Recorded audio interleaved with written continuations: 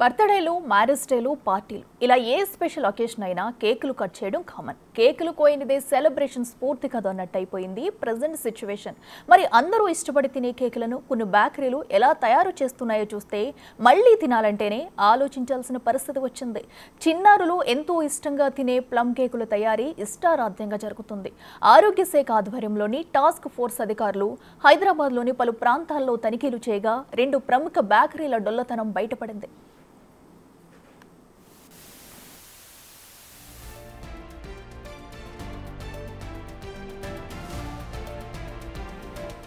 Secunderabad కార్ఖానాలోని wax practice bakery, మచ్చబొలారంలోని మోంగనీస్ బేకరీలో అపరిశుభ్ర పాత్రలో కేకులను తయారు చేస్తుండటం, store రూముల్లో బొద్దింకలు, ఎలుకలు సంచారం ఉన్నట్టు వెల్లడైంది.